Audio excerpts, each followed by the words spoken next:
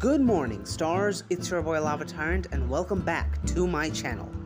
I am back with another fakemon video, and this one is special as it's a start of something brand new, featuring another YouTuber you may have met before, Gibbster. Known for his Phonaleo region series, and he even participated in the Ultra collab, which is still ongoing. Check my video out to find out more about it.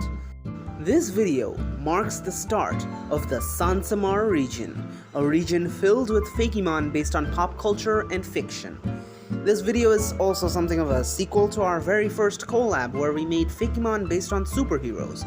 Those mons will also be part of the region. In today's video, we will take a look at a pretty important fakemon for this series.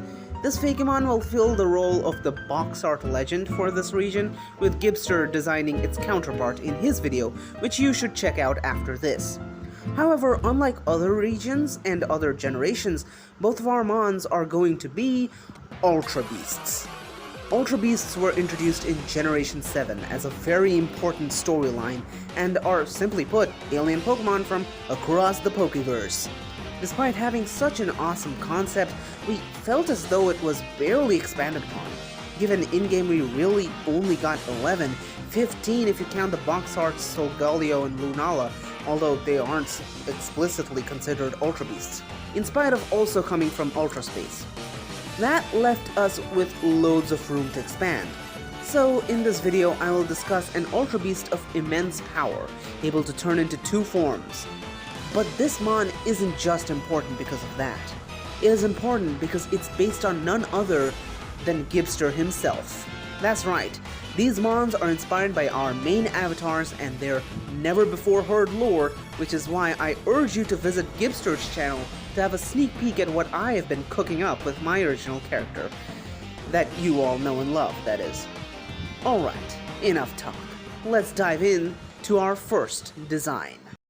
Gibbster's avatar comes from his project A Journey into the Endless Void, which he talked about a little in my last livestream, so if you have patience, you can check that out. He's also canonically a YouTuber, so that's neat. He has powers of necromancy, along with being a ninja, which is obvious. His design takes major inspiration from Ninjago.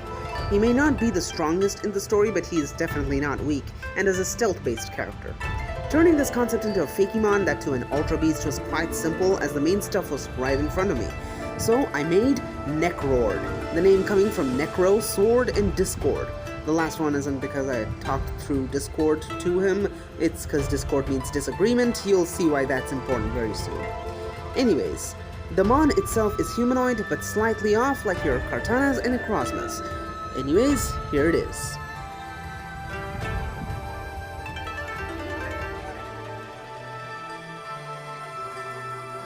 UB Ninja, or Necrord, a pure ghost type.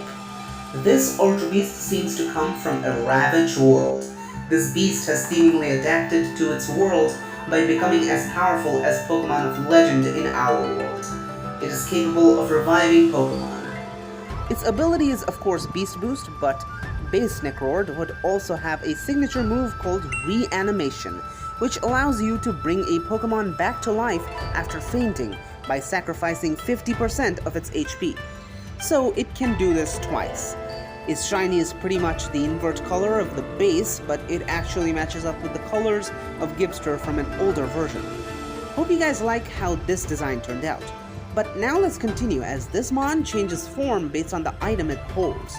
So, using a Necrotome, it evolves into Necrord Undead Mech form. This form of Necrord is inspired by Gibbster's Cadaver form, which is a big mech made out of his undead army using necromancy. Metal. Now, I don't intend on going too far into his lore, as I'm sure he will go in-depth regarding it in the future.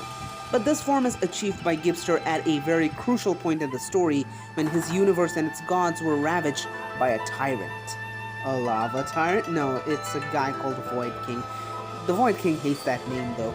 He awakens this form in his encounter with the king, where he unfortunately loses his allies and is the only one to escape, but teams up with the rebels to the king to fight back.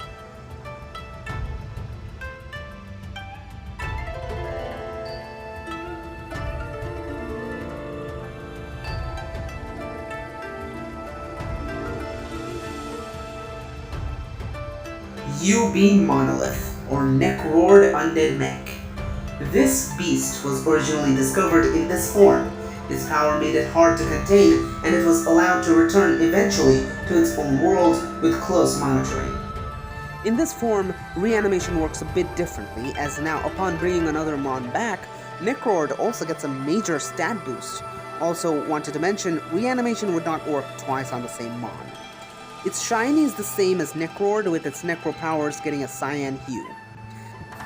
Now let's take a look at Necroid's other form, which it gets by holding an item known as Spectre Cloak, which turns it into Necroid Zealous Shadow, based on Gibbster's Wraith form, which is kind of similar to Naruto One-Tail form, where it kind of does its own thing, meaning it would have a bit of disobedience. However, this form is extremely powerful. This form is a wild card obtained by Gibbster when he swiped a mysterious item, unlike any seen on Earth, from another character and tried to use it to power up. But similar to how high-level Mons are unusable in Gym 1, this had adverse effects, as this form really attacks whoever it wants, Kurama or Sukuna style. Gibbster never learns to properly use this form, so careful in trying your luck in doing the same.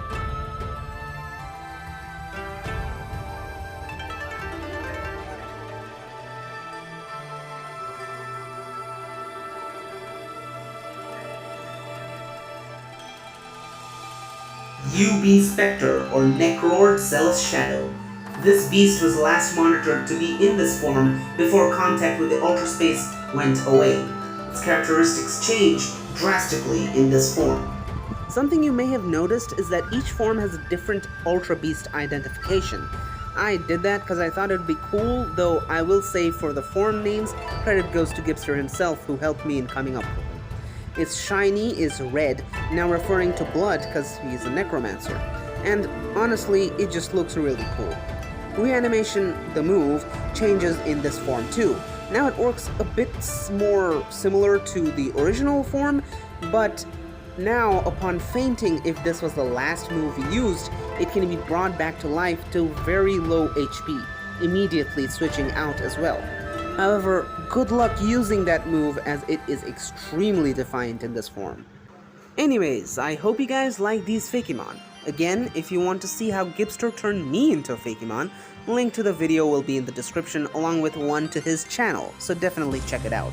I'm really happy with how he turned me into a fakemon. It looks really cool.